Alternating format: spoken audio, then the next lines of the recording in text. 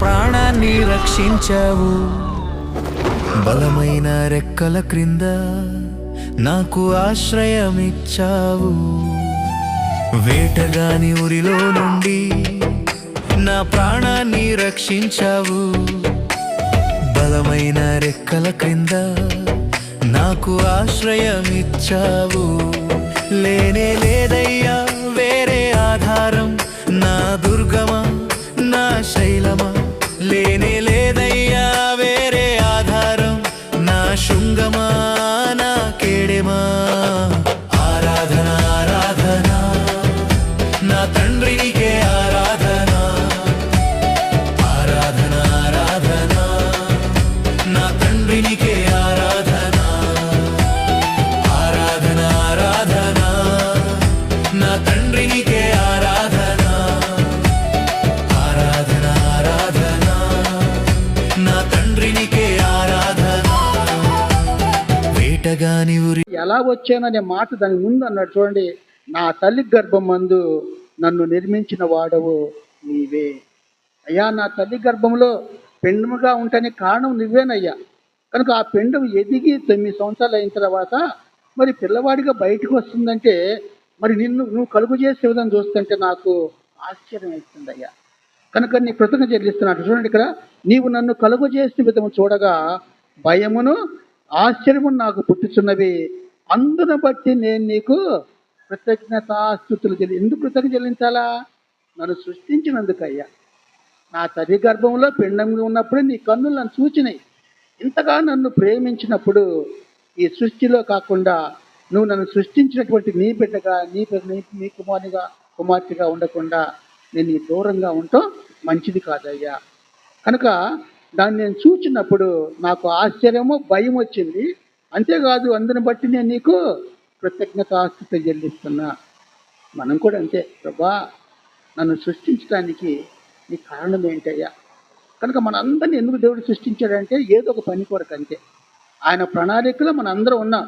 ఎందుకున్నాము? ఆయన కొరకు జీవించే వారంగా, ఆయన బిడ్డలుగా మార్చబడి ఆయన కొరకు జీవించి అనేకులు ఎవరైతే ఇంకా ఈ మెదడుని బట్టి ఈ యొక్క మనసుని బట్టి మైండ్ని బట్టి ప్రవర్తిస్తున్నారో అటువంటి వారు కూడా రూపాంతరము చెందటానికి. కనుక దావీదు కీర్తనకారుడు ఆ మాట అన్నప్పుడు మనం చూస్తాం ప్రియులారా. ఎందుకంటే ప్రతి న్యూరాన్ అంటే నాడి కణం. మామూలుగా బోర్డు ఉంటే బొమ్మ వేయించేవాడిని. కనుక నాకు అలవాటు, నాకు లెక్చరర్ కదా, వెంటనే డయాగ్రామ్ వేసి చేసేవాడు. అది ఈ బ్రెయిన్కి అక్కడికి వచ్చి దాని నుంచి చెట్లాగా అల్లుకుంటాయి నాడీ కణాలు. అలాంటి 100 కోట్లు ఉన్నాయంటే మనకు తెలుసా? ఎన్ని నరాలు ఉన్నాయి మనకు తెలుసు, ఎన్ని కండరాలు ఉన్నాయి మనకు తెలీదు, ఎన్ని ఎముకలు ఉన్నాయి మనకు తెలీదు. ఇవన్నీ దేవుని సృష్టి. ఎంత ఆశ్చర్యం! అవన్నీ మానవ శాస్త్రం అంతా మన గురించి చూస్తే దేవుడు అద్భుత కార్యం చేశాడు ఆయన. మరి మనము జీవిస్తున్నామంటే ఆయన ఊపిరి ఊదాడు. ఆ ఊపిరి జీవాత్మ అన్నాడు కదా, జీవాత్మ. కనుక ఇవన్నీ నిర్మించాడు. ఎలా నిర్మించాడు? మట్టితో నిర్మించాడు. ఎందుకు మట్టితో నిర్మించాడు? మట్టితో చాలా మూలకాలు ఉన్నాయి.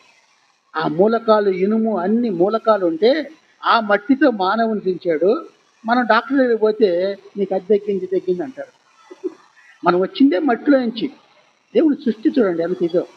కనుక మనకు ఎన్ని నరాలు ఉండాలో, ఎన్ని కండరాలు ఉండాలో, ఎన్ని ఎముకలు ఉండాలో ఇవన్నీ చెప్పండి, చాలా టైం పట్టింది. కానీ కనుక మానవుని మనం సృష్టించినటువంటి సృష్టికర్త ఆయన విడిచిపెట్టి ఈ మనస్సుతోటి మనము దేవునికి దూరం అయిపోతున్నాం, పాపంలో పడిపోవటం ఇవన్నీ జరుగుతున్నట్టుగా మనకు జ్ఞాపకం చేస్తున్నాడు దావీదు కీర్తనకారుడు.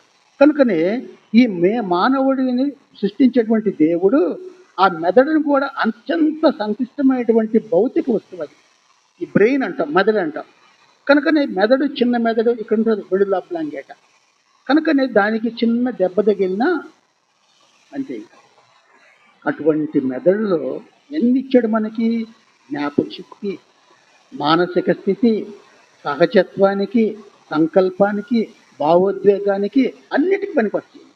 ఏం పని చేస్తున్నాయి? ఆ నరాలు, నాడీ కణాలు మనం పని చేయాలి అంటే ఆ పని ఈ వస్తువు ఇక్కడి నుంచి తీసుకోవాలి అంటే ఎక్కడికి వెళ్తున్న సంకేతం? మన మెదడులోకి వెళ్ళిపోతుంది. అక్కడి నుంచి పట్టుకుంటాం మనం. అంతే. ఒకవేళ కొంతమంది కోమాలు ఉండిపోయారు అనుకో, ఏముంటుంది, ఏమి స్పర్శ ఉండదు, ఏముండదు. అటువంటి స్థితిలో మనం లేము. కనుక మనం బాగానే ఉన్నాము. మనం చేయాల్సింది దేవునికి దూరంగా ఉంటే దగ్గర అయ్యి మనస్సు మారి రూపాంతరం చెంద. వేటగాని ఊరిలో నుండి నా ప్రాణాన్ని రక్షించావు, బలమైన రెక్కల క్రింద నాకు ఆశ్రయమిచ్చావు.